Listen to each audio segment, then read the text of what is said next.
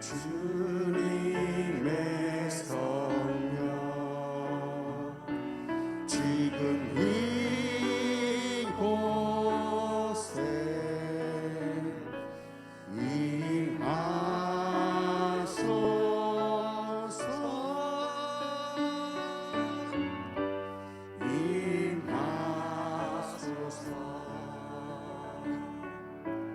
주님의 성령 지금 이곳에 임하소서.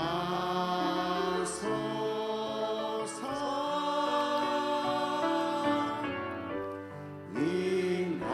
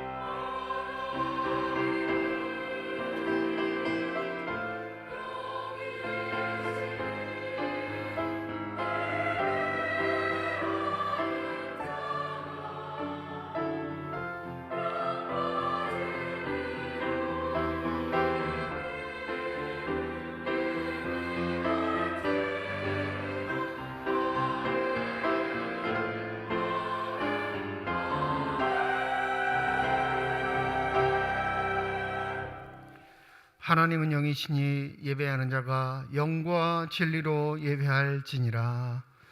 사순절 첫 번째 주일을 맞이하며 주의 전에 나와 예배드리는 주의 백성의 예배를 기뻐 받아 주시옵소서.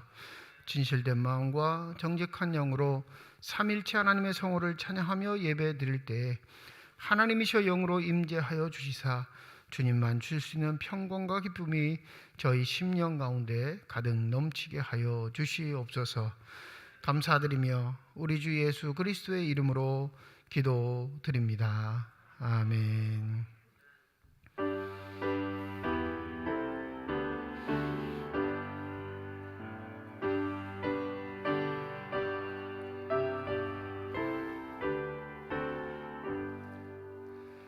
전능왕 오셔서 주 이름 찬송케 하옵소서.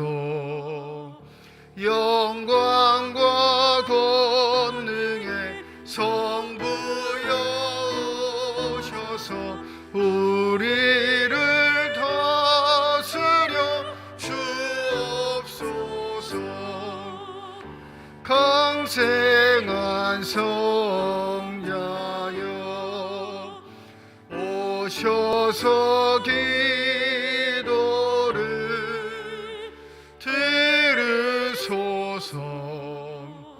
택하신 백성들 복 내려 주시고 거룩한 마음을 주옵소서. 위로의 주 성령 오셔서 큰 증거 주옵소서.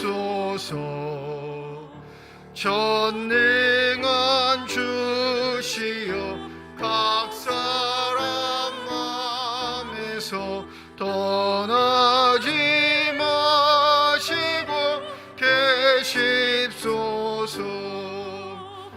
성삼위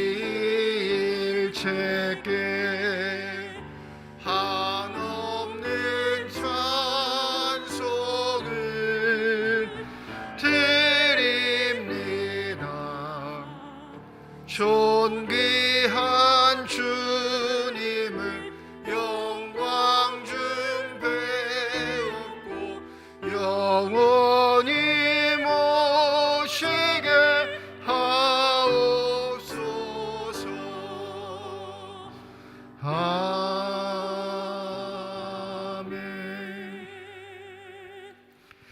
내 하나님이여, 내 하나님이여, 어찌 나를 버리셨나이까?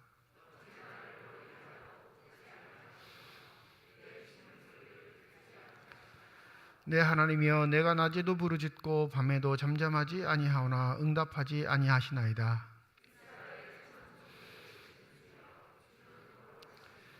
우리 조상들이 주께 의뢰하고 의뢰하였으므로 그들을 건지셨나이다.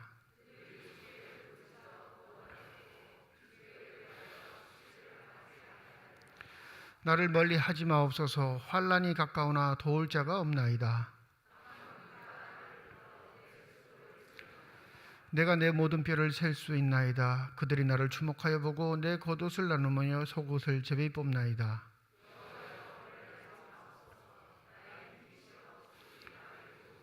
나를 사자의 입에서 구하소서. 주께서 내게 응답하시고 들소의 뿔에서 구원하셨나이다.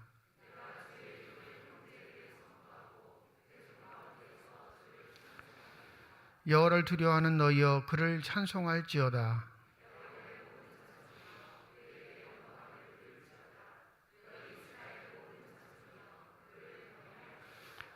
아멘. 지난 한 주간 동안의 삶을 되돌아오며 주 앞에 참회의 기도를 드립니다.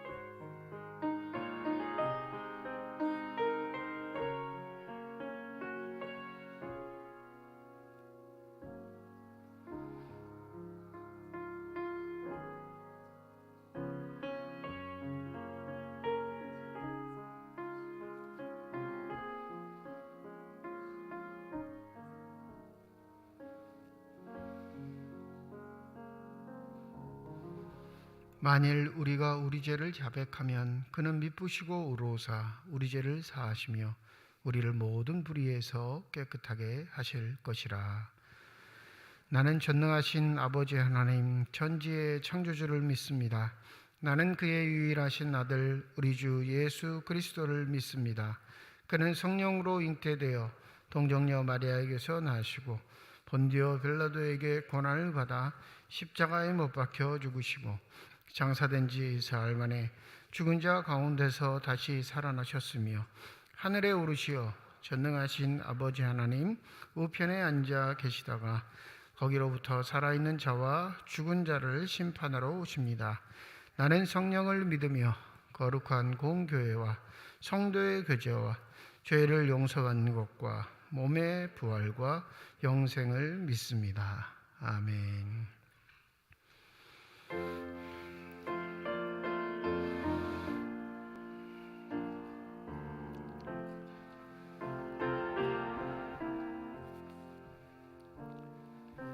죄짐 맡은 우리 구주 어찌 좋은 친구인지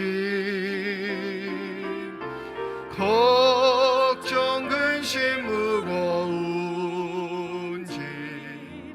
우리 주께 맡기세. 주께 고함 없는 고로 복을 받지 못하네. 사람들이 어찌하여 아랠 줄을 모를까. 시험 걱정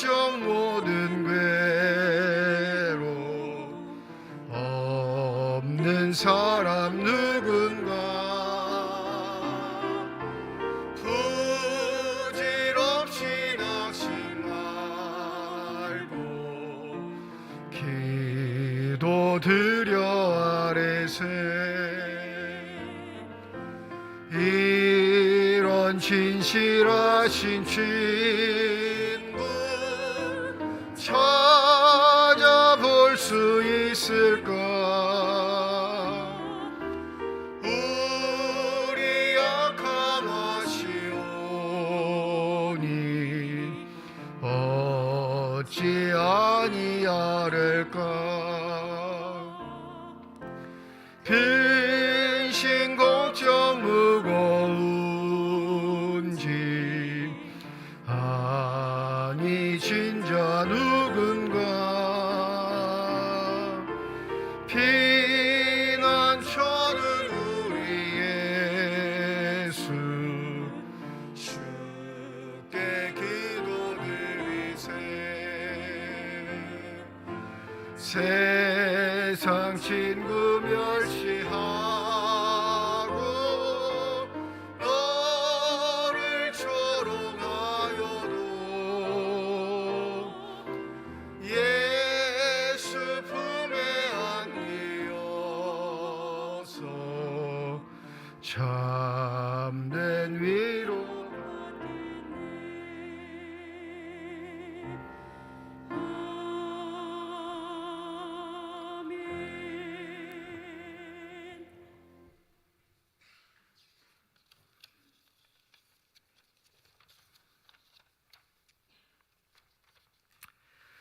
구원의 하나님, 사순절 첫째 주일 주님 앞에 나와 사랑하는 성도들과 함께 예배를 드릴 수 있도록 인도해 주신 하나님 감사드립니다. 우리를 구원하시기 위해 하나님의 아들 독생자 예수 그리스도께서 고난의 십자가를 향해 걸어가신 것을 기억하며 구원자이신 예수님께 영광 올려드립니다. 우리의 예배를 기뻐 받아 주옵소서. 용서하시는 하나님, 이 시간 우리의 삶을 돌아보며 우리가 행한 죄악들을 자매합니다. 하나님 앞에서 정직하지 못했으며 나 자신을 속이며 죄 가운데 살았습니다. 말씀대로 살기보다는 내 감정과 내 뜻대로 살아왔음을 자매하오니 우리를 용서하여 주옵소서. 우리를 위해 십자가의 길을 걸으신 예수님을 따라가기보다는 세상의 욕심과 즐거움을 따라갔음을 고백하오니 하나님의 그 크신 사랑으로 용서하여 주옵소서. 긍휼의 하나님, 사순절 기간 동안 주님이 고난에 동참하는 경건한 생활을 통해 절제와 겸손의 마음가짐으로 이웃의 고통을 찾아보게 하시고 그들의 어려움을 함께 나누며 살아갈 수 있도록 인도하옵소서. 세상 곳곳에서 일어나는 재난과 전쟁으로 인해 고통받는 주의 자녀들이 있습니다. 하나님의 구원이 절실한 때임을 알고 이 세상과 우리의 모든 삶이 하나님께 속한 것임을 깨닫게 하시고 무너진 창조 질서가 다시 회복되도록 주님 긍휼을 베풀어 주옵소서. 이 시간 목사님을 통하여 주시는 하나님의 말씀이 우리 마음밭에 떨어져 성령의 열매를 맺게 하여 주시고 한 주간 세상 속에 살아갈 때 그 말씀의 힘으로 위로받고 힘차게 살아가게 하옵소서. 찬양으로 주님을 섬기는 임마누엘 찬양대의 정성도 주님 받아주시오며 예배를 돕는 모든 손길에도 주님 칭찬과 위로하여 주옵소서. 모든 말씀 우리를 위해 고난의 길을 가시는 예수 그리스도의 이름으로 기도합니다. 아멘.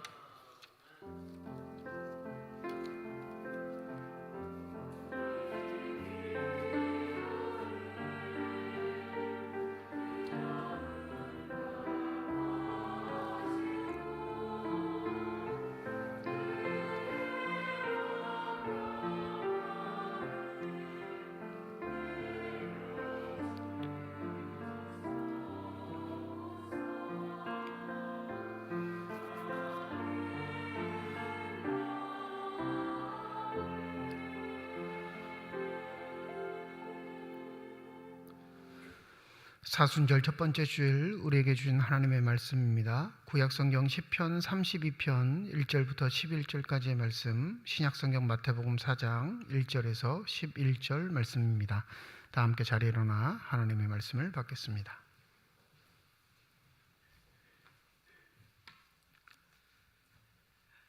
오늘 우리에게 주시는 하나님의 말씀입니다. 허물이 사함을 받고 자신의 죄가 가려진 자는 복이 있도다. 마음에 간사함이 없고 여호와께 정죄를 당하지 아니하는 자는 복이 있도다. 내가 입을 열지 아니할 때에 종일 신음함으로 내 뼈가 쇠하였도다. 주의 손이 죄하로 나를 누르시오니 진액이 빠져서 여름 가뭄에 마름같이 되었나이다. 셀라. 내가 이르기를 내 허물을 여호와께 자복하리라 하고 주께 내 죄를 아뢰고 내 죄악을 숨기지 아니하였더니 주께서 내 죄악을 사하셨나이다. 셀라. 이로 말미암아 모든 경건한 자는 주를 만날 기회를 얻어서 주께 기도할지라. 진실로 홍수가 범람할지라도 그에게 미치지 못하리이다. 주는 나의 은신처이오니 환난에서 나를 보호하시고 구원의 노래로 나를 두루시리이다. 셀라. 내가 내 갈 길을 가르쳐 보이고 너를 주목하여 훈계하리로다. 너는 무지한 말이나 노새같이 되지 말지어다. 그것들은 제갈과 굴레로 단속하지 아니하면 너에게 가까이 가지 아니하리로다. 악인에게는 많은 슬픔이 있으나 여호와를 신뢰하는 자에게는 인자하심이 두루리로다. 너희 의인들아 여호와를 기뻐하며 즐거워할지어다. 마음이 정직한 너희들아 다 즐거이 외칠지어다.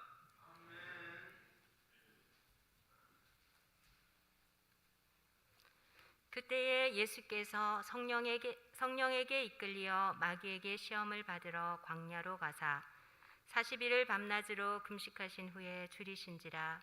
시험하는 자가 예수께 나와서 이르되 내가 만일 하나님의 아들이거든 명하여 이 돌들로 떡덩이가 되게 하라.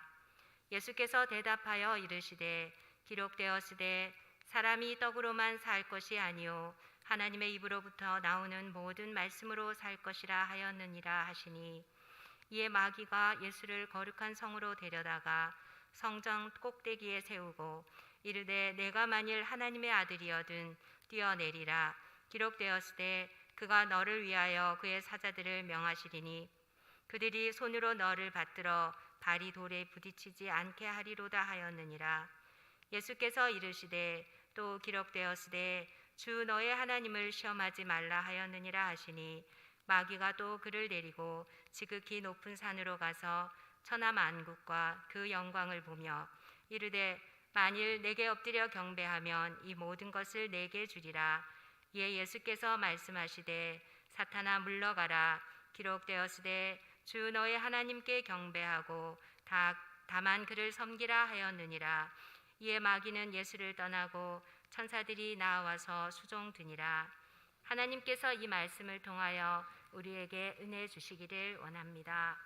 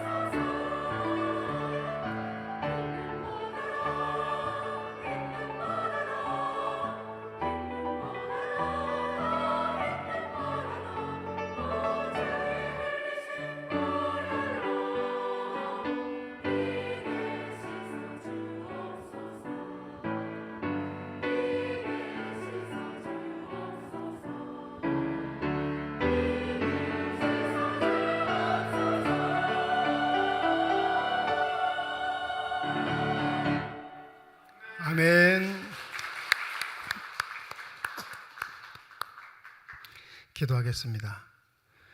이 시간 우리들의 눈을 열어주시사 주 형상 바라보게 하여 주시옵시고 우리들의 귀를 열어주셔서 주 음성 듣게 하여 주시옵소서. 닫혀진 우리의 심령의 문이 성령의 은혜 가운데 활짝 열려지게 하여 주셔서 하나님 아버지 마음속에 품고 계시는 기쁨과 평안과 만족이 넘치는 복된 시간이 되게 하여 주시옵소서. 감사드리며 우리 주 예수 그리스도의 이름으로 기도드립니다. 아멘. 사순절을 지키는 교회의 전통은 예수께서 광야에 나가셔서 40일 낮밤 금식하셨다라는 이 이야기에 기반을 두고 있습니다.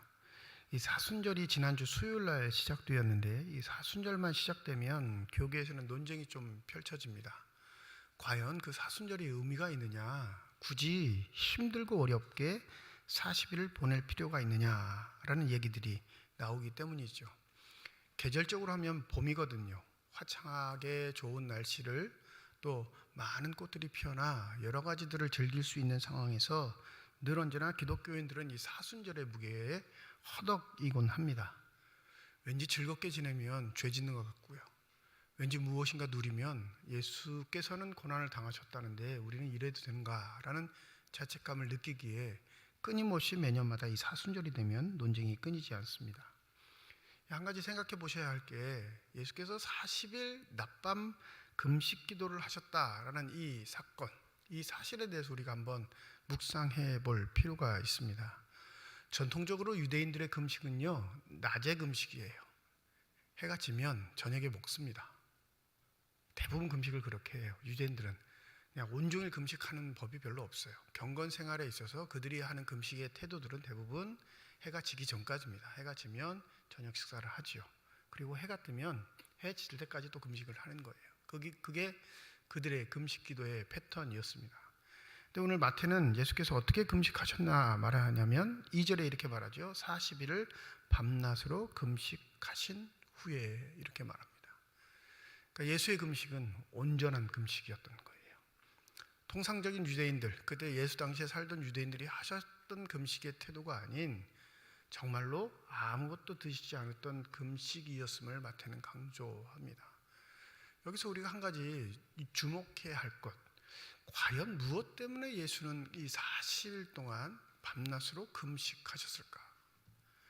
인간이시긴 하지만 하나님의 아들이시기에 우리와 같이 하나님의 뜻을 모르시는 것도 아니고 자기의 삶의 목적이나 방향성을 잃으신 것도 아니고 뿐만 아니라 무엇인가 이루려는 소기의 목적 때문에 작정하신 것도 아니실 텐데 왜 굳이 하나님의 아들로 인정되신 바로 그 다음에 그 스스로가 광야에 나가시게 된 것일까를 생각해 보아야 합니다.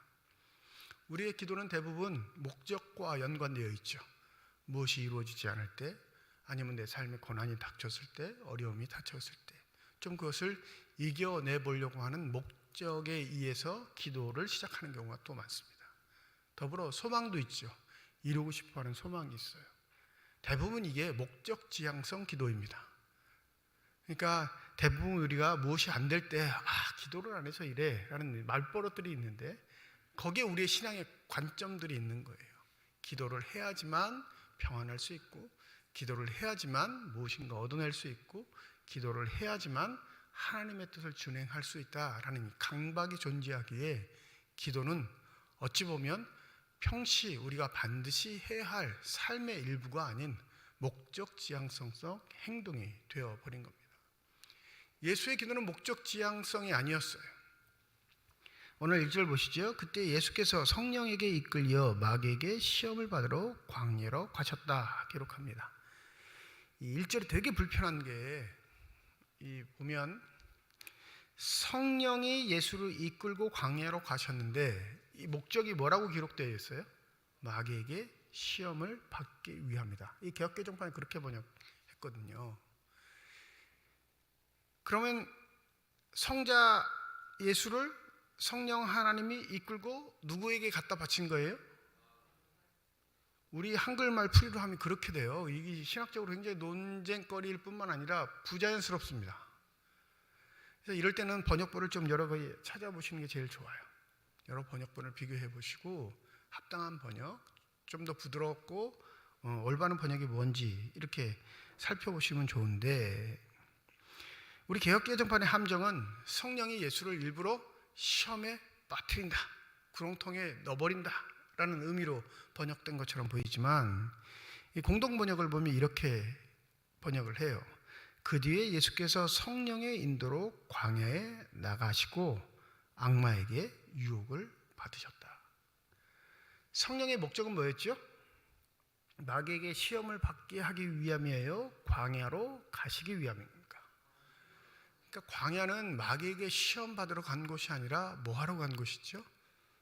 하나님을 만나는 곳, 기도를 통해 하나님 아버지를 만나는 곳이 전통적으로 유대인들에겐 광야라는 곳이기에, 성령은 예수를 어디의 자리로? 기도의 자리로 이끄신 겁니다. 그 기도가 끝날 때, 즉 40일 금식을 마쳤을 때 누가 다가온 거죠? 마귀, 시험하는 자가 다가온 겁니다. 그러니까 예수가 광야에 나가신 목적은 사단에게 시험을 받기 위함이 아니라 뭐 하기 위해서? 기도하기 위해서 나가신 거예요. 성령은 복음서 그 어디에도 사단에게 시험거리의 원인 제공자로 등장하지 않았습니다.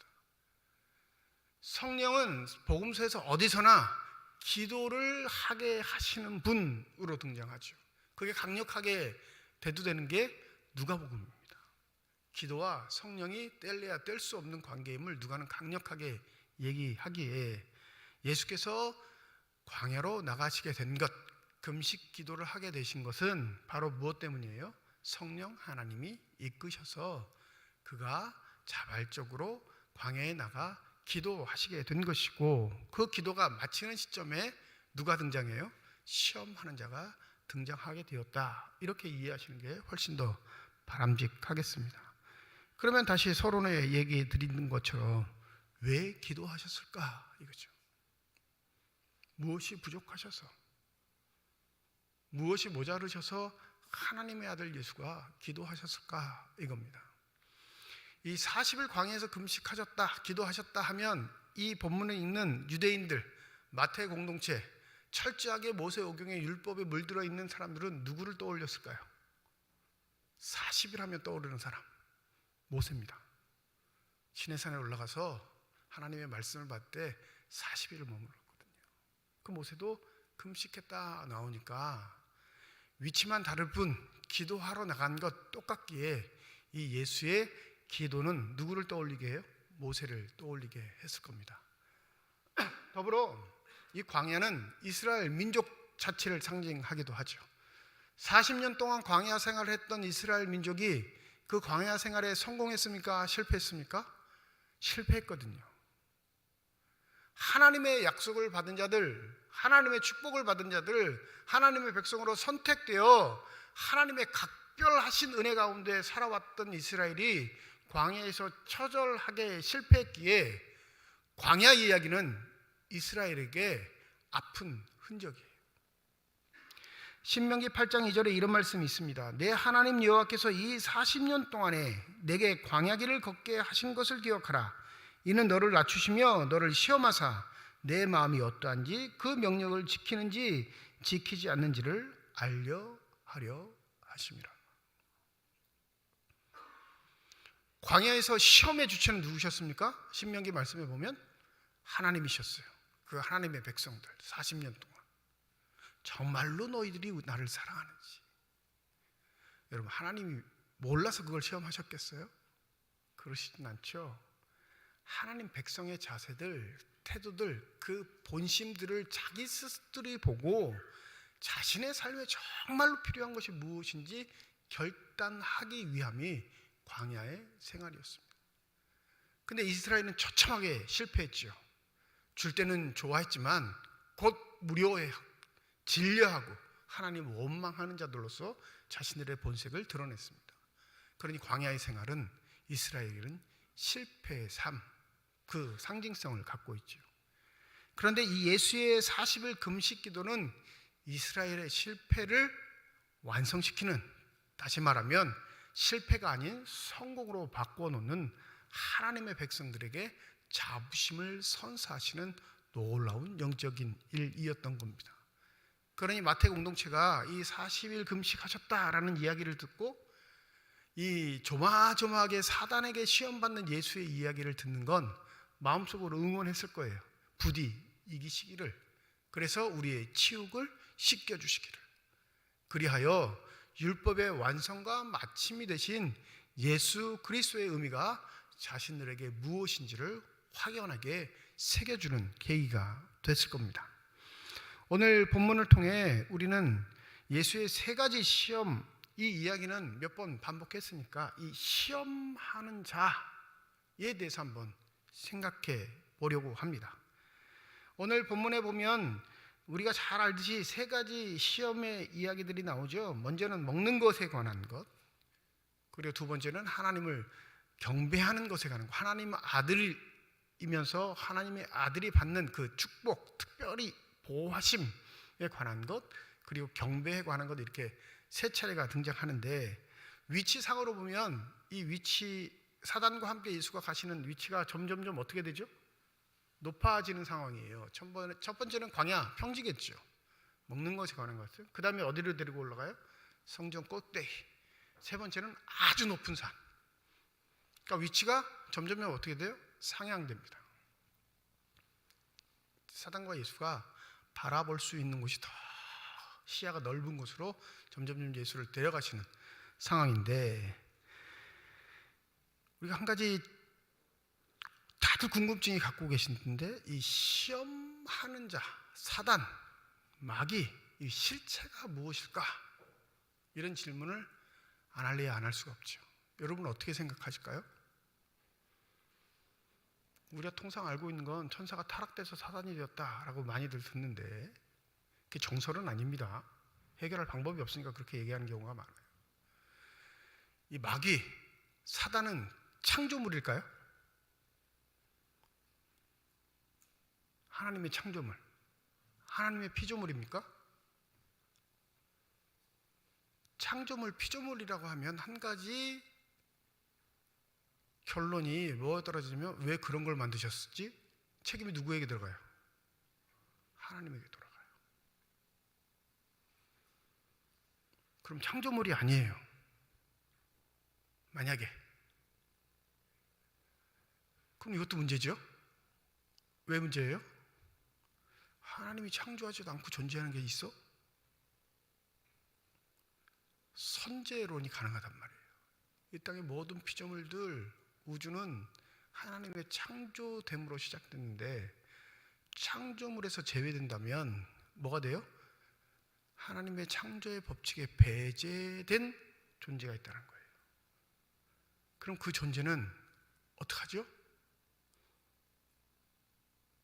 하나님과 같은 존재라고 인정할 수밖에 없잖아요. 하나님은 창조되신 분이 아니니까. 그죠? 비둥비둥해진단 말이에요. 이거 가지고 아직도 신학적으로 논쟁이 있습니다. 창조된 피조물이든지 창조되지 않는 존재이든지, 이 두 가지는 아주 격렬한 논쟁 속에 있어요. 여기 골치 아프시죠? 이거 죽을 때까지 해결 못합니다. 해결 못하는 거냐? 해결 못하는 대로 일단 내버려 두고, 어느 순간인가는 해결될 수 있게 하나님이 은혜를 주실지도 모르죠. 또 누군가 명석한 사람이 나와서 이야기를 한 게 실제적으로 우리의 마음에 와닿고 우리의 지혜를 열어주셔서 이야기하실 수도 있습니다. 물론 그렇게 이야기한 신학자들도 있습니다. 근데 그 신학자의 이야기를 설교 시간에 하는 건 굳이 부담스러운 얘기이기 때문에 밝히지는 않고, 우리 한번 실제의 모습을 보죠. 사단은 존재하나요? 존재하지 않나요? 네? 존재하지 않으면 예수가 시험당하신 게 뭐가 되죠? 가짜죠. 만들어낸 이야기가 됩니다. 실체가 없는 것에 현혹된 사람이 되어버리니까 사단은 실제합니다. 시험하는 자는 실제해요. 믿으십니까? 그게 우리가 알고 있는 사단의 존재인데, 문제는 그 원인, 존재의 원인에 대한 건 우리가 정확히 모른다라는 거죠. 근데 우리가 쉽게 생각하기를, 이 시험하는 자의 존재는 언제 등장하죠? 내 믿음이 약해졌을 때, 내가 영적인 힘이 빠졌을 때, 그리고 내가 경건 생활을 잘 안 할 때, 그럴 때 사단이 다가올까요? 아니면 내가 영적으로 충만했을 때, 신앙생활을 열심히 하고 있을 때, 하나님의 뜻을 분별할 수 있는 만한 충만한 지혜가 찼을 때 언제 등장할까요?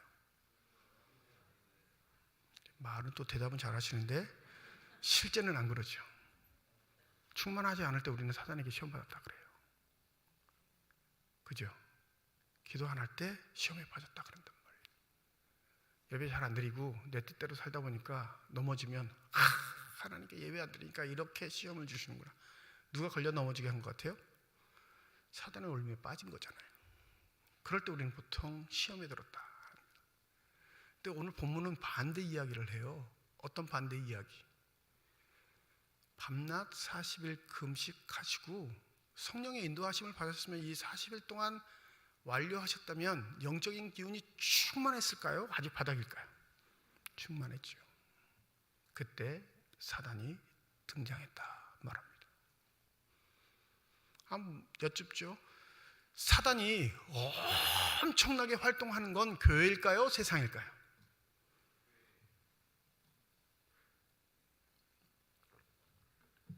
교회라고 대답하면 굳이 내가 왜 여기 와 있나? 그죠? 은혜 받으러 왔는데 사단이 충만하다면 내가 뭐하러 교회 다니나 생각할 텐데, 영적으로 강한 곳일수록 사단도 강하게 역사합니다. 그래서 성령의 역사와 사단의 역사를 잘 분별하지 못하는 교인도 많습니다. 사단의 장난인데 성령의 역사로 착각하는 사람도 있다는 거예요. 여러분, 사단도 한가하지 않아요. 왜 한가하지 않을까요? 하나님이 바쁘시니까요. 하나님은 단 한 차례도 쉬지 않으셨어요. 창조 후 안식하셨다라는 이야기가 있는데 이 안식도 누가 깨버렸어요? 인간들이 깨버렸습니다. 그 인간들을 보살피시고 인도하시고 영원한 나라에 들이시기 위해 하나님은 쉬지 않으세요. 그러니까 시편에 뭐라고 하죠? 하나님은 주무시지 아니하신다. 신이니까 주무시지 아니한다라는 의미도 있지만 그 실질적인 의미는 우리 잘 때도 하나님은 주무시지 않고 우리를 지키시는 분이라는 신앙의 고백이 있는 거예요. 하나님이 바쁘니까 누구도 바빠요? 당연히 사단도 바쁘죠. 하나님 바쁜 만큼 사단도 바쁠 수밖에 없어요. 그런데 굳이 건드리지 않아도 사단의 자식이 될 사람을 건들까요? 안 건들까요? 건들 필요가 없죠. 사단도 효율적이에요. 지혜롭습니다. 영적으로 뛰어나요. 굳이 건드리지 않아도 그 결론이 난 인생들을 뭐하러 건드리겠어요? 건드린 건 누구만 건드려요? 하나님을 섬기려고 하는 사람들, 하나님의 뜻을 준행하려고 하는 사람들, 그들을 건드립니다. 그러니까 사단이 역사하는 곳은 어디예요? 교회예요? 세상이에요? 잘 하셔야 돼요. 영적으로 분별할 줄 알아야 은혜 받기 위해서, 평화를 누리기 위해서 교회 왔더니 교회가 더 시끄럽네, 교회가 더 짜증나게, 교회가 날 더 불편하게 해. 그건 당연한 거예요. 왜요? 하나님이 역사하시는 만큼 누구도 역사해요? 사단도 역사하기 때문에 그렇습니다. 예수에게 다가왔던 사단, 여러분 하나님에게 다가온 거예요. 상대가 되지 않음에도 불구하고 사단이 집요하게 예수를 물고 늘어집니다. 배고픈 사람에게 얘기하죠. 돌을 떡으로 만드세요. 여기서 전제를 이렇게 하죠. 내가 만일 하나님의 아들이거든 돌로 떡을 만들어라. 그럼 내가 하나님의 아들임을 믿어줄게, 이 말일까요? 사단은 우리보다 똑똑해서요. 그리고 마가복음에선 예수님의 제자들, 일반적인 사람보다 예수가 하나님의 아들임을 먼저 고백하는 건 누구냐면요, 귀신이에요. 나는 당신이 누구인지 압니다. 당신은 그 위대하신 하나님의 아들입니다. 사단이 먼저 고백해요. 여기에 내가 만일 하나님의 아들이거든 이라는 전제 조건은 이렇게 해서 내가 하나님의 아들임을 증명해, 이 말이 아니에요. 나는 당신이 하나님의 아들임을 알고 있습니다. 왜 알고 있을까요? 3장에 누가 등장하셨죠? 예수의 세례 하나님이 등장하셔서 이는 내 사랑하는 아들이요 내 기뻐하는 자라. 다른 말로 하면 영적으로 완전히 충만한 상태. 하늘에 계신 아버지가 아들을 향해 세상 사람들에게 증명하신 거잖아요. 까불지 마, 내 아들이야. 이 증명을 하셨단 말이에요, 하나님이. 더 이상 그 누구도 건들 수 없는 상황인데 사단은 다가옵니다. 그리고 말해요. 나는 당신이 하나님의 아들인 걸 압니다. 그런데 세상은 그 하나님의 아들인 것에 관심이 없고 그 하나님의 아들을 어떻게 증명하는 거에 관심이 있습니다. 그 첫 번째 쉬운 방법이 이 돌로 떡을 만드는 일입니다. 저들의 배를 채워보십시오. 당신이 아무 말 하지 않아도 당신을 하나님의 아들로 인정하고 받들 겁니다. 우리 쉽게 삽시다.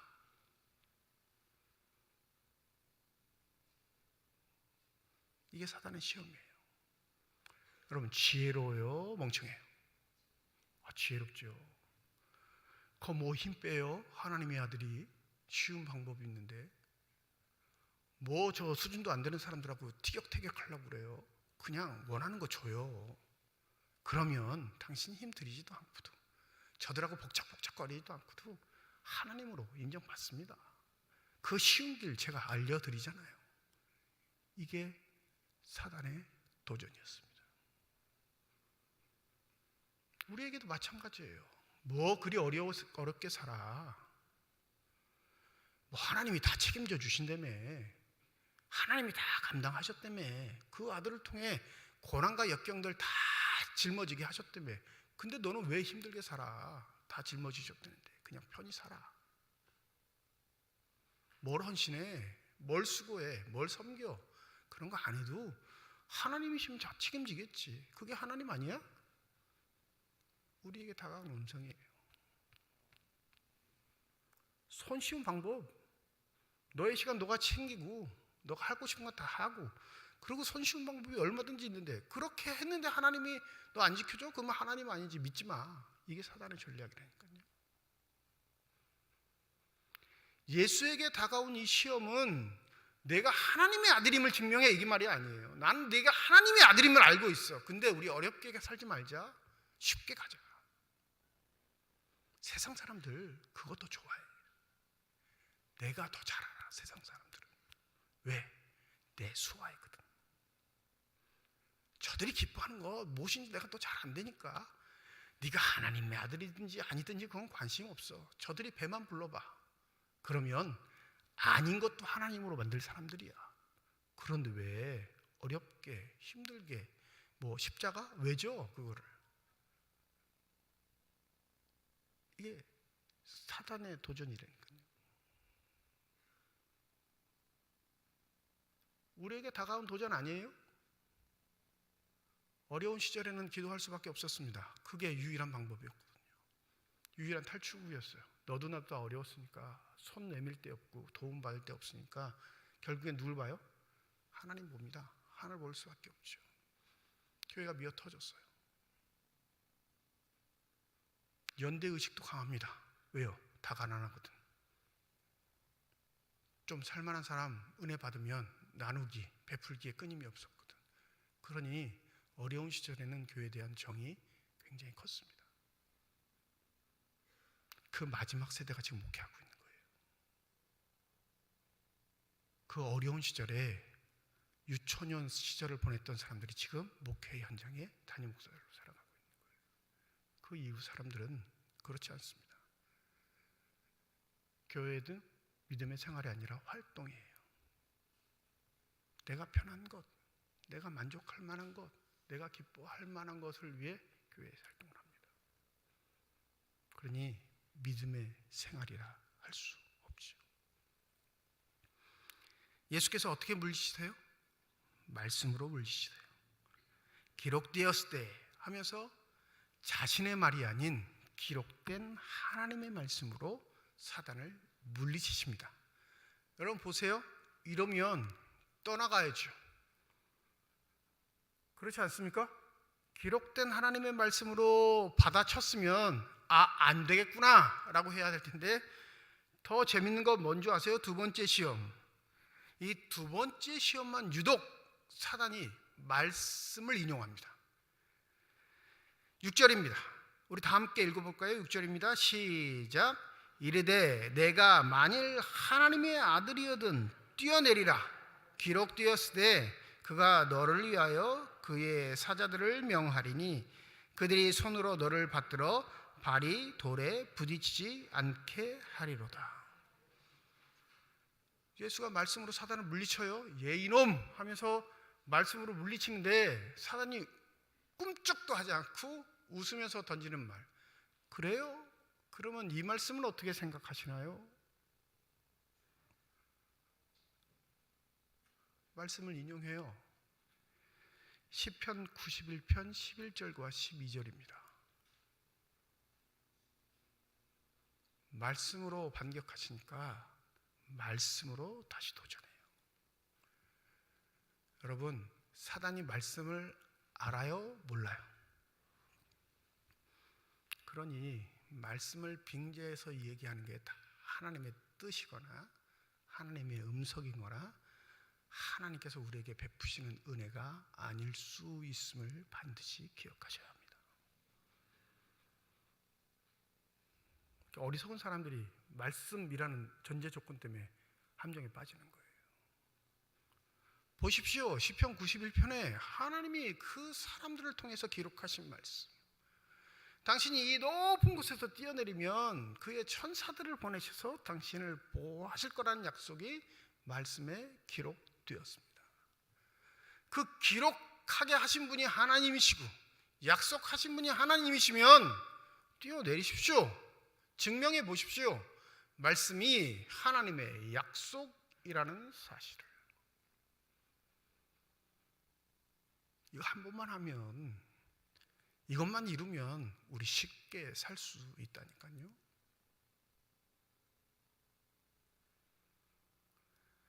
말씀의 목적을, 그 말씀의 약속을 지키시나 지키시지 않느냐라는 검증의 이유 때문에 우리에게 주신 건 아닙니다. 말씀을 주신 단 한 가지 이유는 그 말씀 속에 하나님의 돌보심, 보호하심, 인도하심, 약속하심, 이 모두가 우리를 온전히 살게 하는 영적인 양식이 되기 때문입니다. 근데 사단은 이 말씀을 가지고 제기를 원해요. 이 말씀을 우리 스스로 판단하고 그 말씀을 증명해 내라고 요구합니다. 예수께서 뭐라고 하시죠? 말씀을 응지하시 기록되었을 때 7절입니다. 주 너희 하나님을 시험하지 말라 하였느니라. 시험하는 자가 말씀으로 대답하는 예수에게 말씀으로 다가올 때 예수도 역시 말씀으로 이야기하셨습니다. 포기하나요? 포기하지 않나요? 포기하지 않습니다. 그리고 마지막으로 도전하는 건 자신이 가지고 있는 권세, 영향력, 힘을 자랑합니다. 내가 세상의 권세를 가지고 있는 자입니다. 나에게 한 번만 죽어주십시오. 그러면 세상의 권세를 당신에게 넘기겠습니다. 이 세 가지 다 시험이 뭐예요? 쉽게 살자니까요. 어렵고 힘들게 고리타분하게 그렇게 살지 말고 당신 하고 싶은 것 하고 이루고 싶은 것 이루고, 그리고 하나님 뜻 배제되지 않도록 뭐 할 거는 좀 합시다. 이게 사단의 시험이라는 거예요. 예수께서 어떻게 물리치시죠? 10절 말씀. 유일하게 말씀의 본문이 아닌 자신의 말을 하시는데 뭐라고 말씀하시죠? 10절 우리 한번 읽어볼까요? 시작. 이에 예수께서 말씀하시되 사탄아 물러가라. 기록되었으되 주 너희 하나님께 경배하고 다만 그를 섬기라 하였느니라. 뭐가 예수의 일성이에요? 사탄아 물러가라. 이게 예수가 가지고 있는 말씀의 진의였습니다. 시험하는 자는 지극히 합리적이고 합당합니다. 또 효율적이에요. 어찌 보면 참 지혜로운 존재처럼 여겨집니다. 현대는 우리에게 행복을 얘기합니다. 기쁨을 얘기하죠. 그 행복과 기쁨이 어디 있다고 그래요? 내 자신의 결정에 있다고 그래요. 너가 원하는 대로 살아. 너가 만족하는 대로 살아. 너 하고 싶은 일 하고 살아. 라고 말합니다. 그런데 사단은 교묘하게 너 기뻐하는 일, 너 만족하는 일, 너 원하는 일 하려면 하나님의 말씀은 너의 삶의 자리에 들어올 곳이 없어. 하나님 너를 질질 종처럼 머슴처럼 끌고 다니시거든. 너 하고 싶지 않은 일만 시키시는 분이거든. 괴로운 일만 시키시는 분이거든. 굳이 안 해도 되는 일까지 시키시는 분이거든. 그러니 그렇게 구차하게 살지 말고 자유롭게 살아. 그거 하나님이 더 좋아하실 거예요. 사단은 우리의 삶에 책임지지 않습니다. 유혹할 뿐이에요. 우리에게 소스만 던져주죠. 그게 사단의 전부예요. 결정은 누가 하죠? 내 자신이 하는 거예요. 아담과 하와를 유혹할 때도 사단은 결정하지 않았습니다. 던져만 줬어요. 아닐 걸, 먹으면 하나님처럼 될 거야. 그렇게 되면 하나님이 심술이 좀 나시겠지. 그럼 좀 어때? 어차피 하나님하고 지냈던 거 계속 더 잘 지내면 되지. 이게 사단의 유혹이었어요. 결정은 누가 해요? 우리 자신이 하는 겁니다. 여러분, 그 결정까지 하나님 몫으로 미루지 마세요. 그럼 우리가 로봇인 거예요. 막아주시지, 못하게 해주시지, 내가 손 내밀 때 대지 말라고 내 손이라도 좀 쳐주시지. 그러면 나 스스로를 뭘로 만드는 거냐면 진짜 하나님의 멋은 종으로 만드는 겁니다. 하나님은 우리를 자유한 존재로 부르셨습니다. 믿으십니까? 그 자유한 존재에 진정한 기쁨과 만족이 하나님께 있는데 사단은 그 시선을 하나님이 아닌 세상에 그리고 자신에게 시험하는 자에게 향하도록 유혹합니다. 여러분의 신앙생활은 어떻습니까? 사순절을 맞이하며 여러분 뭐에 대해 기울이고 계시는지요? 예수가 영적으로 충만하시고 완벽하실 때 다가왔던 사단, 그 영적으로 충만하시니 이제 다 됐습니다. 굳이 어렵게 살지 맙시다. 쉽게 삽시다. 그게 세상의 이치입니다. 여전히 사단은 우리에게 그렇게 속삭입니다. 이걸 이겨낼 수 있는 방법, 이걸 극복할 수 있는 방법 우리에겐 없습니다. 우리는 그렇게 이겨낼 수 있는 강력한 존재가 아니거든요. 누구에게 있을까요? 시험을 이기신 예수 그리스도에게 있는 줄 믿습니다. 그래서 주님을 의지하는 거예요. 그래서 주님을 붙잡는 겁니다. 그래서 이 사순절 기간 주님의 광야의 금식 기도가 우리의 삶의 모습이 되기를 소원하는 겁니다. 무엇을 놓치고 사십니까? 혹 사단의 음성인데, 시험하는 자의 음성인데 그걸 하나님의 음성으로 착각하고 살아가시는 것은 아닌지, 부디 사순절을 맞이하며 하나님의 능력 가운데, 보호하신 가운데 믿음으로 승리하시는 저와 여러분이 되시기를 주님의 이름으로 축원드립니다. 기도하겠습니다. 무릇 하나님의 영으로 인도함을 받는 사람은 곧 하나님의 아들이라. 주여 우리에게 지혜를 주시사 하나님의 음성과 사단의 음성을 분별할 수 있게 하여 주시옵시고 우리의 삶이 주의 영의 인도하심에 따라 순종할 수 있는 복된 삶이 되게 하여 주시옵소서. 감사드리며 우리 주 예수 그리스도의 이름으로 기도드립니다. 아멘.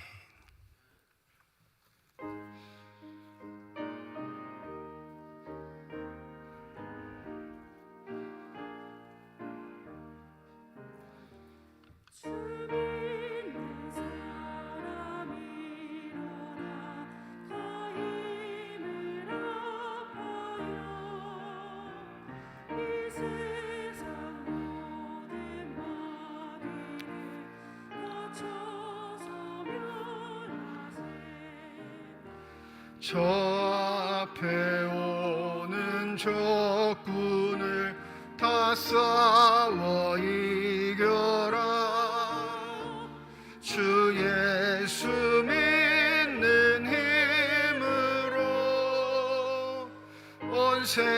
세상 이기네 믿음이 이기네 믿음이 이기네 주 예수를 믿음이 온 세상 이기네 끝까지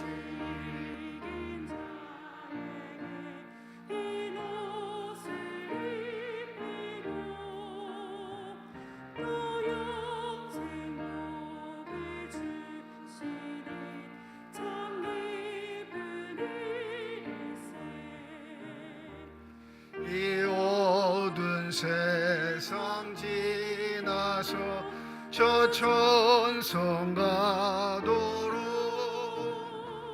주 예수 믿는 힘으로 온 세상 이기네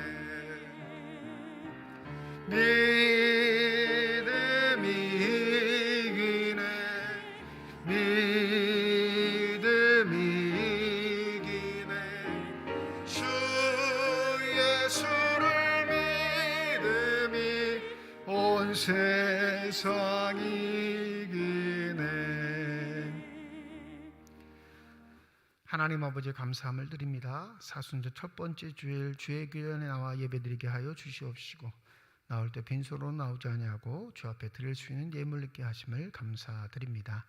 11조 헌금, 1,000번째 헌금, 감사 헌금, 선교 헌금, 장학 헌금, 주일 헌금으로 드리는 손길마다 주의 은혜 가운데 복내려 주시사 이 땅 살아갈 때 필요한 것 채우시는 하나님의 은혜를 누리는 사람들이 되게 하여 주시옵시고 살아가는 동안 후인 안 하고 베풀 수 있는 축복의 손길들만이 되게 하여 주시옵소서.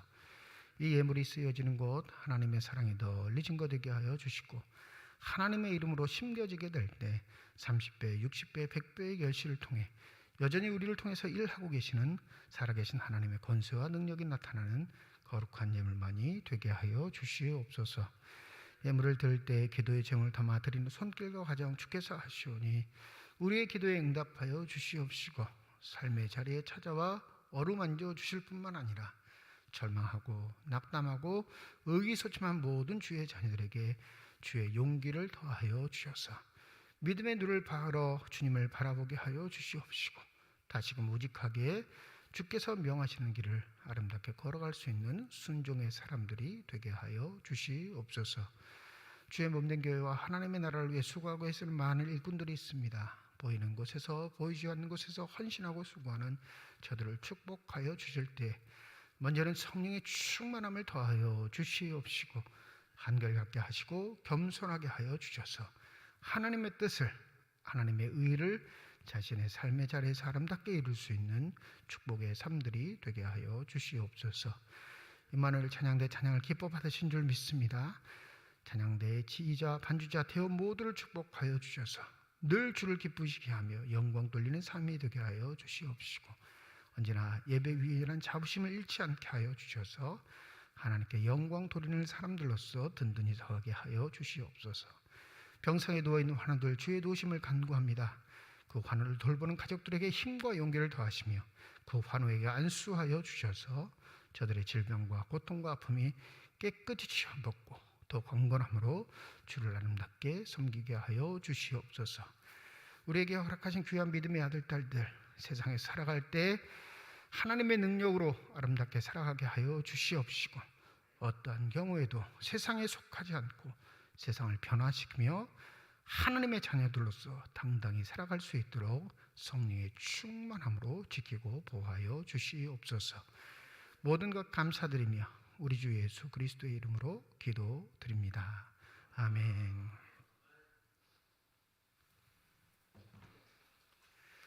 우리 함께 인사합니다. 하나님의 축복이 여러분과 함께. 네, 감사합니다. 우리 옆에 분과 인사하시죠. 하나님의 축복이 옆에 계신 분과 함께. 감사합니다.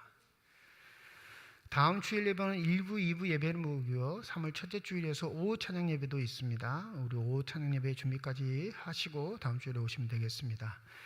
3월 1일 월삭기도회 새벽 5시 본당에서 모입니다. 또 3월 1일이 공휴일이지만 또 3일절이기에 우리 여전도회 연합회 주관으로 3월 1일 수요일 오전 11시 이거 본당에서 3.1절 기념 예배도 드립니다. 그러니까 3월 1일 날 새벽 기도회 또 11시에 오전 11시에 3.1절 기념 예배 있다는 거 기억하시고 함께 참여해 주시면 감사하겠습니다.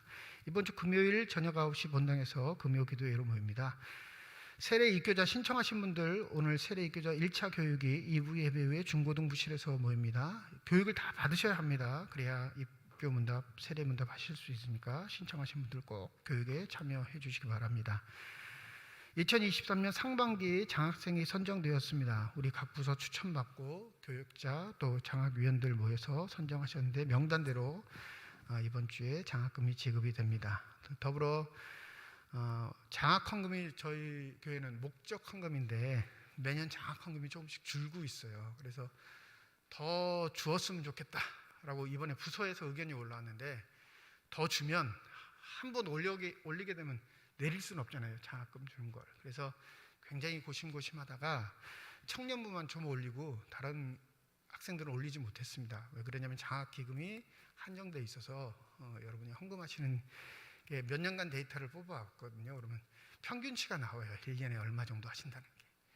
근데 우리가 더 줄 수 있는 형편이 못 돼서 올해는 청년부만 조금 올려주고 말았는데 여러분들이 조금 더 신경 써주시고 또 함께 헌금해 주시고 동참해 주시면 우리 자녀들이 또 함께 교회에서 봉사하고 헌신하는 우리 청년들이 더 많은 혜택을 볼 수 있으리라 생각합니다. 집에 좋은 일 있으시거나 자녀들 기쁘신 일 생각나시면 장학 헌금을 해주시면 좋겠어요. 그러면 우리 자녀들이 청년들이 더 힘있게 교회 생활하고 또 학업도 잘 하리라 그렇게 생각합니다. 더불어 튀르키예 시리아 지진 구호 헌금을 다음 주부터 3월 마지막 주 26일까지 시행하도록 합니다. 총회를 비롯해서 노회가 우리 튀르키예 시리아 지진 구호 헌금을 하기로 결정이 돼서 저희 교회도 한 달 동안 자유롭게 하시면 됩니다. 굳이 한 달 매번 할 필요 없이 한 번만 하셔도 되고요.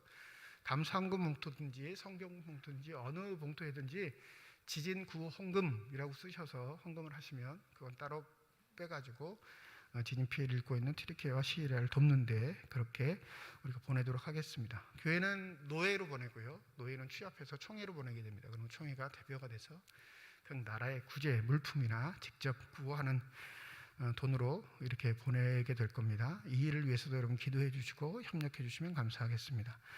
강원도 여전도회 연합회 정기총회가 3월 2일 목요일 오전 9시 도계교회에서 있습니다.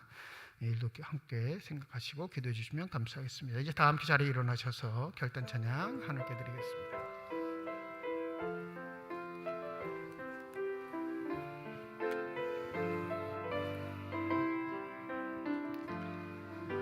주님 다시 오실 때까지 나는 이 길을 가리라. 좁은 문 좁은 길 나의 십자가 지고 나의 가는 이 길 끝에서 나는 주님을 보리라. 영광의 내 주님 나를 맞아주시리. 주님 다시 오실 때까지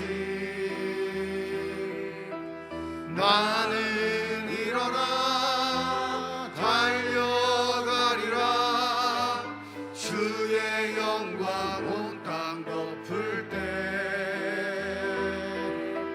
나는 일어나 노래하리. 내 사모하는 주님 온 세상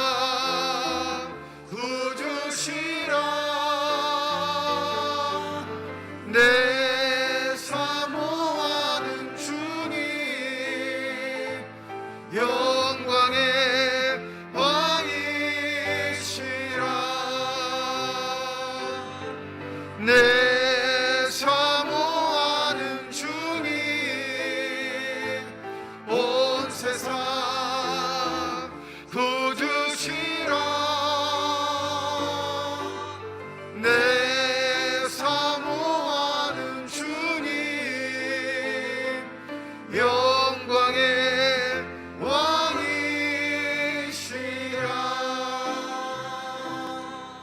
이제는 우리 주 예수 그리스도의 은혜와 하나님의 사랑과 성령의 교통하시고 내주하시고 역사하시고 충만하심이 주의 말씀을 분별하며 성령의 사람들로 이 땅을 아름답게 살아가기를 소원하는 주님의 거룩한 자녀들, 이들의 가정과 일터와 앞길 위에 이제로부터 영원토록 함께 하시기를 간절히 축원하옵나이다. 아멘.